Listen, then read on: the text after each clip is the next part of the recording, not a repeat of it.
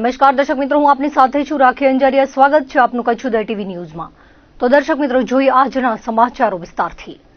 ભુજ તાલુકાના સુમરાસરમાં માયના પડ પાસેની નદીમાં ભારાપરનો 24 વર્ષીય યુવક ઇમરાન અદ્રમાન કુંભાર ડૂબી જતા મોત થયું હતું. ભારાપરનો યુવક દરગાહે યાત્રા કરવા આવ્યો હતો અને સાંજે નદીના પાણીમાં ડૂબી ગયો હતો.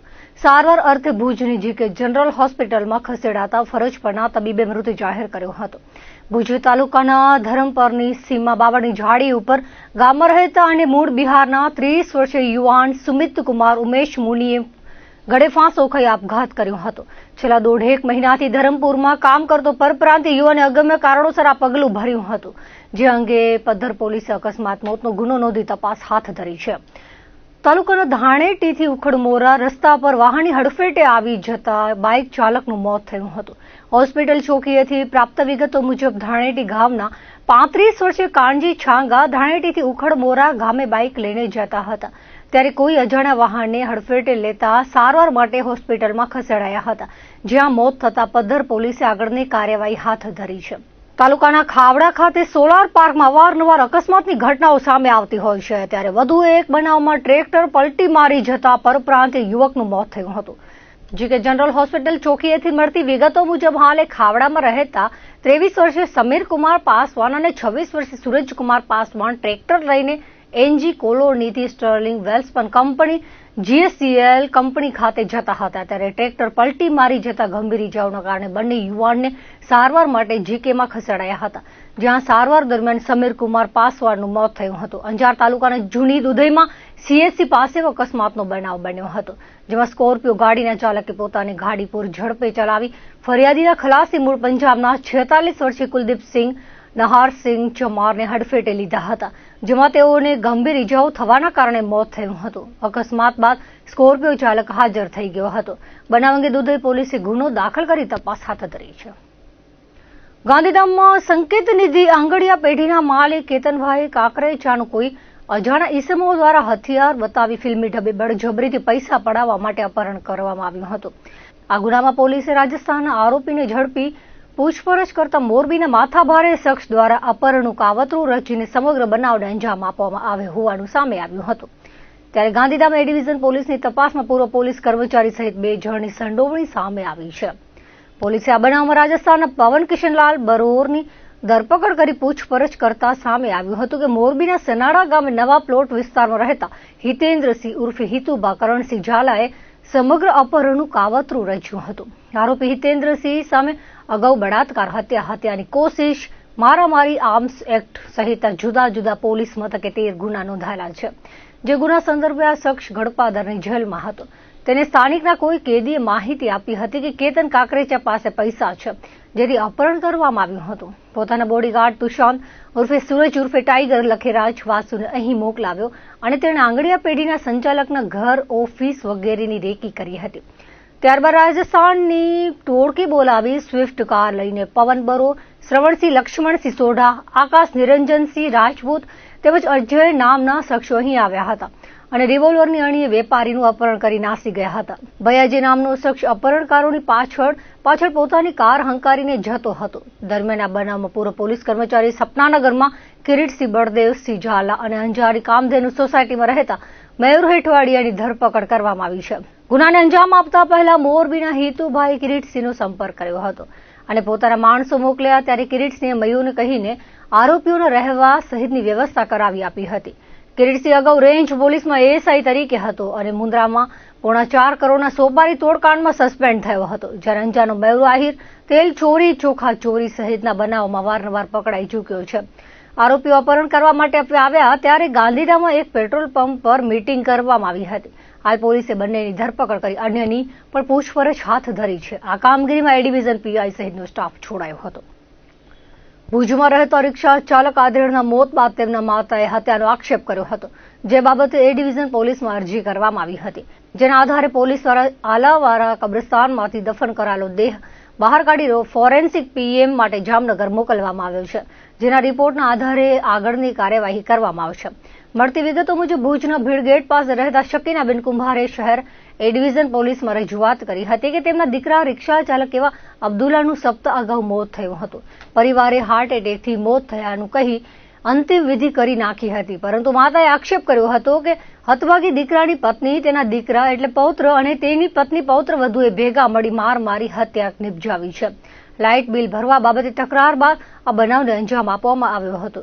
એ ડિવિઝન પોલીસે અરજીની ગંભીરતા સમજી પ્રોટોકોલ પ્રમાણે દફન કરાયેલો દેહ બહાર કાઢી જામનગર ફોરેન્સિક પીએમ માટે મોકલાવ્યો છે. સોમવારે સવારે આલાવારા કબ્રસ્તાન ખાતે પ્રાંત અધિકારી, મામલતદાર, એ ડિવિઝન પોલીસ સહિતના હાજર રહ્યા હતા.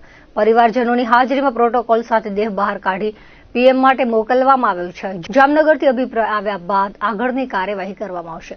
આજ રોજ અબ્દુલ્લાભાઈ કરીને જેમનું અવસાન થયું હતું 4 દિવસ પહેલા, એમના ઘર તરફથી એમનું પીએમની માગણી માટે રજૂઆત કરવામાં આવી. તે અંતર્ગત આજે અમારા બધાની હાજરીમાં એમના મૃતદેહની ઓળખ અને એને પીએમ માટે લઈ જવા માટે બહાર કાઢવાની પ્રોસેસ કરેલ છે. અંજારના ગંગોત્રી સોસાયટીમાં રહેતા અંજાર પોલીસમાં એએસઆઈ તરીકે ફરજ બજાવનાર અરુણાબેન જાદવની સીઆરપીએફના પોલીસ કર્મચારી દિલીપ શંકર જાદવે ગળે ટૂંપો આપી હત્યા કરી હતી. આ બનાવમાં આરોપી સામેથી હાજર થયા બાદ તેની ધરપકડ બતાવી પોલીસ દ્વારા કોર્ટમાં રજૂ કરવામાં આવતા 3 દિવસના રિમાન્ડ મળ્યા છે. ગત 11મી જુલાઈથી 17 જુલાઈ સુધી રજામાં રહેલા મહિલા પોલીસકર્મી 18 મીના પરત અંજાર આવ્યા હતા. આ યુવતીની સુરેન્દ્રનગર જિલ્લાના લીંબડી તાલુકાના ટોકરાળા ગામના શંકરદીપા જાદવના દીકરા દિલીપ સાથે સગાઈની વાત ચાલી રહી હતી અને આ બંને એકબીજાને પસંદ કરતા હતા અને બંને એકબીજાને મળતા પણ હતા. દરમિયાન કોઈ બાબતે બંને વચ્ચે ઝઘડો થયા બાદ દિલીપે મહિલા પોલીસ કર્મીની ગળે ટૂંપો આપી હત્યા નિપજાવી હતી. કેવા કારણોસર હત્યા કરાઈ હશે તે સહિતની તપાસ શરૂ કરવામાં આવી છે. પોલીસ કર્મચારીની હત્યા કરી આરોપીએ પોતે નસ કાપી આપઘાતનો પ્રયાસ કર્યો હતો, જેને સારવાર આપ્યા બાદ પોલીસ દ્વારા અટકાયત કરવામાં આવી હતી. અંજાર પોલીસ સ્ટેશન ખાતે ફરજ બજાવતા મહિલા એએસઆઈ અરુણાબેન જાદવની એક હત્યાનો બનાવ બનેલ છે. આ સમગ્ર બનાવની હકીકત જોઈએ તો આરોપી દિલીપ જાદવ દ્વારા ગઈકાલે રાત્રે 10 વાગ્યાની આસપાસ અરુણાબેનનું ગળું દબાવીને હત્યા કરવામાં આવી હતી. આરોપી અને મરણ જનાર અરુણાબેન 2021થી ઇન્સ્ટાગ્રામ દ્વારા એકબીજાના સંપર્કમાં આવેલા હતા. ત્યારબાદ બંને લિવિંગમાં સાથે જ રહેતા હતા અને ગઈકાલે રાત્રે બંને અરુણાબેનના ઘરે હતા તે વખતે બંને વચ્ચે 10 વાગ્યાની આસપાસ ઝઘડો થયેલ હતો અને ઝઘડા બાદ આરોપી દિલીપ દ્વારા અરુણાબેનનું ગળું દબાવીને હત્યા કરવામાં આવેલ છે અને આરોપી પોતે અત્યારે સીઆરપીએફમાં કોન્સ્ટેબલ તરીકે ફરજ બજાવે છે. ત્યારબાદ આરોપી દ્વારા સવારે સામેથી અંજાર પોલીસ સ્ટેશન ખાતે સરેન્ડર કરવામાં આવેલું, જે બાદ પોલીસને આ બનાવની સમગ્ર હકીકતની ખબર પડતા પોલીસ દ્વારા આ બાબતની આગળની તપાસ તજવીજ ચાલુમાં છે. ભુજ એલસીબીએ ડુમરાથી કોટાયા વચ્ચે એચપી પેટ્રોલ પંપની પાછળ બાવળોની ઝાડીમાં દરોડો પાડ્યો હતો, જેમાં 99,000ના શરાબ સાથે એક શખ્સને ઝડપી લેવામાં આવ્યો હતો. જ્યારે અન્ય નાસ્તો ફરતો આરોપી ભાવસિંહ કિશનસિંહ રાઠોડને એલસીબીએ ઝડપી પાડ્યો હતો અને આગળની કાર્યવાહી મોટ માટે કોઠારા પોલીસને સોંપાયો છે. જિલ્લા કલેક્ટર દ્વારા જારી કરાયેલા હથિયારબંધી જાહેરનામાનો ભંગ કરતા 3 ઈસમને ભુજ એલસીબીએ ઝડપી પાડ્યા હતા. પેટ્રોલિંગના આધારે મળેલી બાતમીના આધારે કાર્યવાહી હાથ ધરાઈ હતી, જેમાં સંઘારાના રામ રહીમના વાડા, માલધારીનગરના અરમા નૂર મોહમ્મદ અજડિયા અને ભુજના શાસ્ત્રીનગરના ઇફ્તિખાર અલી જાવેદ થારિયાલીને છરી સાથે પકડી પડાયા હતા. અરમાન પાસે રહેલી કાર પણ કબજે લેવાઈ હતી. પોલીસે 3 ઈસમ સામે ગુનો નોંધી આગળની કાર્યવાહી હાથ ધરી હતી. ઈડર તાલુકા પોલીસમાં નોંધાયેલ અપહરણના ગુનામાં 3 માસથી ફરાર આરોપી આલોક દિનેશ રાવળને એસઓજીએ માંડવી દરિયા કિનારેથી ઝડપી પાડ્યો હતો. આરોપી આલોક માંડવી બીચ ખાતે હાજર હોવાની બાતમી મળી હતી, જેના આધારે તેને ઝડપી માંડવી પોલીસને સોંપવામાં આવ્યો છે, જે અંગે ઈડર પોલીસને જાણ કરવામાં આવી છે. ભચાઉ તાલુકાના નારાયણસરી સીમમાં આવેલ એલિકોન કંપનીની પવનચક્કીના દરવાજાનો લોક તોડી અલગ અલગ સાઇઝના કોપર વાયરની ચોરી કરવામાં આવી હતી, જેમાં લાકડીયા પોલીસે શિકારપુરના અલ્તાફ અબ્દુલ સમા, રહીમ અલારખા સમા, ઇમરાન હાજી તાયાની ધરપકડ કરી છે. 36,060 કિલો વાયર અને 25,000ની બાઇક કબજે કરીને પોલીસે આગળની કાર્યવાહી હાથ ધરી છે. છેલ્લા પખવાડિયામાં કચ્છમાં ભૂગર્ભીય હલચલ તેજ બની હોય તેમ વિતેલા 12 દિવસમાં કચ્છમાં ભૂકંપના નાના મોટા 4 આંચકા અનુભવાયા છે. રવિવારે મધરાત્રે 12:39 કલાકે ભચાઉથી 10 કિલોમીટર દૂર 3.1ની તીવ્રતાનું કંપન અનુભવાયું હતું.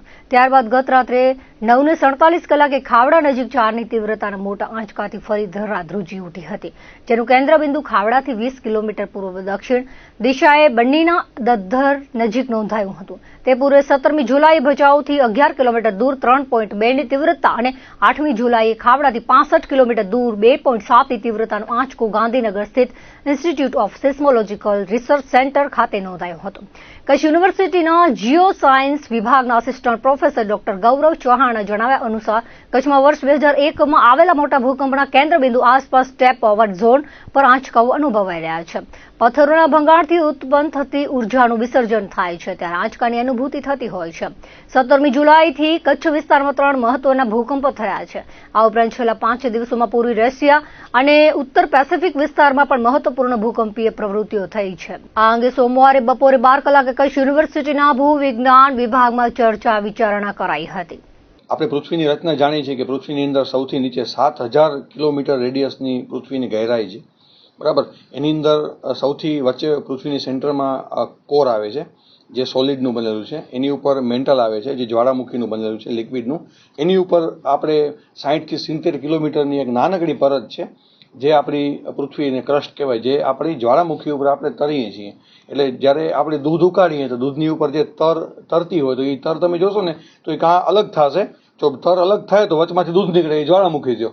અને તર ક્યાંક ભેગી થાય તો તમે બે તર ભેગી થાય એટલે ડુંગર બને, એ પર્વતમાળા બની. તો પૃથ્વીમાં પણ એવું જ છે કે ઘણી બધી જગ્યાએ પ્લેટ અલગ થાય છે ને પ્લેટ ભેગી થાય છે. છેલ્લા અઠવાડિયાની અંદર મોટા મોટા ભૂકંપ ઈસ્ટ રશિયા રિજનની અંદર આવ્યા, જે યુરેશિયા અથવા તો નોર્થ અમેરિકાની જે પ્લેટ છે, બરાબર, એની નીચે આખો પેસિફિકનો દરિયો આખો નીચે જઈ રહ્યો છે, બરાબર. આ જે બે પ્લેટનું સંગમ છે અને ત્યાં કને કન્ટિન્યુઅસ ભૂકંપ આવે છે. હમણાં થોડાક મહિનાઓ પહેલા રશિયાની અંદર મોટો ભૂકંપ આવ્યો, મલેશિયાની અંદર મોટો ભૂકંપ આવ્યો, થાઈલેન્ડની અંદર મોટો ભૂકંપ આવ્યો. એ એક જ લાઇનમાં થયો. તો આજે જે ભૂકંપ આવી રહ્યો છે એટલા માટે કે પેસિફિક જે પ્લેટ છે, પેસિફિકનો દરિયો છે આપણો, એ અમેરિકા, એ રશિયા અને ભારતની નીચે એટલે યુરેશિયન પ્લેટ અને અમેરિકન પ્લેટની નીચે દરિયો આખો ધસી રહ્યો છે. અને એના કારણે જે ઘર્ષણ થાય છે એના કારણે આ મોટા મોટા ભૂકંપ આવે છે. આ પ્લેટ વર્ષોથી એક્ટિવ છે અને એના કારણે તમે જોશો તો છેલ્લા 15 વર્ષની અંદર મોટા 7 થી ઉપરના ભૂકંપ 8 થી 10 આવી ચૂક્યા છે. અને આ જે ભૂકંપ છે એ સુનામી પણ પ્રોડ્યુસ કરી શકે છે, એ જ્વાળામુખી પણ પ્રોડ્યુસ કરી શકે છે, રિંગ ઓફ ફાયરની અંદર આવેલો છે. એટલે આ બહુ મોટી ઘટના છે પૃથ્વીની અંદર જોવા જઈએ તો. અને આના કારણે ત્યાં કને હજી પણ, કારણ કે અઠવાડિયું થઈ ગયું મોટો ભૂકંપ આવ્યો છે, હજી પણ 5-6ના ભૂકંપ આવે છે, એટલે ત્યાં સુનામી પણ આવી શકે છે. પણ કચ્છના જે ભૂકંપ છે એનાથી આને કોઈ રિલેશન નથી. કચ્છનો જે ભૂકંપ છે એ જે ભૂકંપ આવી રહી છે ત્યાં કને બે પ્લેટ વચ્ચેનું સંગમ છે, એટલે ઇન્ટર પ્લેટ અર્થક્વેક કહેવાય. પણ કચ્છના જે ભૂકંપ છે, બરાબર, એ તો ઇન્ટ્રા પ્લેટ અર્થક્વેક છે, એટલે એક જ પ્લેટની અંદર રહેલા જે ફોલ્ટ પ્લેન છે એની ઉપર ભૂકંપ આના આવે છે. ભચાઉ રિજનની અંદર જે ભૂકંપ આવે છે એ તો હું તો હજી એમ કહું છું કે 2000 પછીના જે અર્થક્વેકનું સેટલમેન્ટ કહી શકાય. અને એ આવે છે એ બહુ સારી વસ્તુ છે. અને નાનકડા ભૂકંપ જે છે અમારી જીઓલોજીની ભાષામાં કે મોટા ભૂકંપને ટાળે છે. કારણ કે કુકર છે એમાં ઘડી ઘડી જો સીટી વાગે ને તો કુકર ફાટે નહીં, પણ કુકરની અંદર જો સીટી વાગે નહીં તો એક ટાઈમ કુકર ફાટી જાય. પણ જે અનનોન જે અર્થક્વેક એક્ટિવિટી થઈ છે, જે છેલ્લા 200-500 વર્ષની અંદર ખબર નથી પડી કે ભૂકંપ આવ્યા હશે, ને જે ભૂકંપ આવે છે, જેમ કે હમણાં ગોરાડુંગરમાં આવ્યો, આઈ થિંક 3 કે 4 મહિના પહેલા ભારત પાકિસ્તાનની બોર્ડર ઉપર નગર પાર્ક કરીને આવ્યો હતો, અલ્લાહબંધ કરીને આવ્યો હતો. આ બધી વસ્તુ જે ચિંતાનો વિષય છે કે શું લોંગ ટર્મ સ્ટ્રેસ બિલ્ડ થઈ રહ્યું છે અને કોઈ મોટા ભૂકંપ આવે એટલે ખરેખર ચિંતાના વિષય છે. પણ કચ્છમાં રહીએ છીએ એટલે ભૂકંપને અપનાવી લેવાનો છે કે ભલે ગોરાડુંગરમાં ફોલ્ટ આવશે કે ભુજ એપી સેન્ટર હશે કે ભચાઉ એપી સેન્ટર હશે, પણ એ જ્યારે મોટો ભૂકંપ પેદા કરે 6 થી ઉપરનો, એટલે આખું કચ્છ નહીં પણ આખું ગુજરાત અને વેસ્ટર્ન ઇન્ડિયન ઝોન છે એ કન્ઝ્યુમ કરી શકે છે. હજી હમણાં જે રિસેન્ટલી 3 સમથિંગ મેગ્નિટ્યુડનો ભૂકંપ આવ્યો એ ભચાઉથી નોર્થમાં અમુક કિલોમીટરે છે. અને એ અગેન 2001નો જે એપી સેન્ટર હતો આપણો મનફરા, બરાબર, એની આજુબાજુના વિસ્તારમાં જ આવેલો છે. અને આપણે આગળના જ આપના આ જ ચેનલના માધ્યમથી આપણે વાત કરી હતી કે કચ્છ મેનલેન્ડ ફોલ્ટ અને સાઉથ વાગડ ફોલ્ટની વચ્ચે સ્ટેપ ઓવર ઝોન છે. અને સ્ટેપ ઓવર ઝોનની વચ્ચે આ ભૂકંપ આવેલો છે. અને 2001 જે અર્થક્વેકનો જે એપી સેન્ટર હતો એની અંદર જે ભંગાણ થયું છે, બરાબર, એની અંદર ઘડી ઘડી જે પણ ઉર્જા ભેગી થાય છે ને કોઈ પણ પથ્થર નીચે તૂટે અને ઉર્જા નીકળે એનું વાઇબ્રેશન જ છે. અને ઉર્જા કેવા પથ્થરમાંથી નીકળે? પથ્થર 2 પ્રકારના હોય. એક પથ્થર ઇલાસ્ટિક હોય, ઇલાસ્ટિક કે જે રબરની જેમ બેન્ડ થાય, વળી શકે. અને બીજા પથ્થર જે છે એ પ્લાસ્ટિક હોય, જે તૂટી જાય પછી પાછા જેમ હતા એમ ન થઈ જાય, બરાબર. તો આ ટાઈપના ડિફોર્મેશન હોય બેઝિકલી, જેને ડક્ટાઇલ એટલે જે વળી શકે, અને બ્રિટલ એટલે તૂટી જાય. હવે જમીનના નીચે છે ને પથ્થરની ઘણી બધી લેયર છે, જેની અંદર ઘણી બધી લેયર એવી છે કે જે વળે છે, બરાબર, પણ તૂટતી નથી અને ઘણી બધી લહેર એવી છે જરાક પ્રેશર આવે ને તૂટી જાય. ઉદાહરણ આપું મસ્ત કે આપણે પાર્લેજીના બિસ્કિટ જેવા બિસ્કિટના મોટા મોટા પડ રાખીએ, એની વચ્ચે ઘઉંનો લોટ રાખીએ, વળી પાર્લેજીનું બિસ્કિટ રાખીને ઘઉંનો લોટ રાખીએ. હવે આપણે બે તરફથી જો ઉર્જા દબાવીએ આપણે તો શું થશે કે જે ઘઉંનો લોટ ખાલી વરસે તો પાર્લેજીનું બિસ્કિટ તરત જ તૂટી જશે. અને પાર્લેજીનું બિસ્કિટ તૂટશે ને એનો અવાજ આવશે ફટ કરતો, અને એ ફટ કરતો અવાજ આવે ને એ આટલા જ વિસ્તારમાં જે વાઇબ્રેશન થયું એને ભૂકંપ કહેવાય. તો આપણે અહીંયા પણ એવું જ છે કે નીચે આપણે સેન્ડસ્ટોન સેલ લાઇમસ્ટોન જેવા અલગ અલગ પથ્થર છે. તો જે સેલ પથ્થર છે જે એમાં શું છે કે એ પ્રેશર આવે ને તો વળે, એ તૂટે નહીં, તો એની ઉર્જા ન નીકળે, એનું વાઇબ્રેશન ન હોય. પણ જે સેન્ડસ્ટોન ને લાઇમસ્ટોન જે છે કે જરાક એને તમે પ્રેશર આપો એટલે ફટ કરતા બટકી જાય, અને બટકી જાય ને એનું વાઇબ્રેશન ઘડી ઘડી આપણે એક્સપિરિયન્સ કરીએ. તો આ એ જ જે છે 2001ના અર્થક્વેકનો જે ઝોન છે એમાં તૂટેલા પથ્થરોનું નીચે હલનચલન થાય છે અને એનું વાઇબ્રેશન છે, અને જે એકદમ રૂટીન પ્રોસેસ છે. રાપર તાલુકાના વ્રજવાણી ખાતે ગુજરાત પ્રદેશ ભાજપના સંગઠન મહામંત્રી રત્નાકર દ્વારા સરહદી વિસ્તારના ભાજપના કાર્યકરોને સંગઠિત બનવા માટે હાકલ કરી હતી. પ્રદેશ મહામંત્રી રત્નાકર દ્વારા ઉપસ્થિત સંગઠનના હોદ્દેદારોને જણાવ્યું હતું કે રાપર વિધાનસભામાં રાપર અને ભચાઉ તાલુકાના સરહદી વિસ્તારમાં દરેક ગામમાં ઓપરેશન સિંદૂર વખતે દરેક ગામમાં 5 કાર્યકર્તાઓની સમિતિ બનાવેલી છે. સમિતિ દ્વારા ગ્રામ્ય વિસ્તારોમાં સંગઠન પર ભાર મૂક્યો હતો. આ બેઠકમાં ધારાસભ્ય, જિલ્લા ભાજપના પ્રમુખ, મહામંત્રી, મંત્રી, સરહદ ડેરીના ચેરમેન, રાપર તાલુકા ભાજપ પ્રમુખ, માજી શહેર ભાજપ પ્રમુખ સહિતના હોદ્દેદારો ઉપસ્થિત રહ્યા હતા. ભચાઉ તાલુકા ભાજપના હોદ્દેદારો વ્યવસ્થા સંભાળી હતી.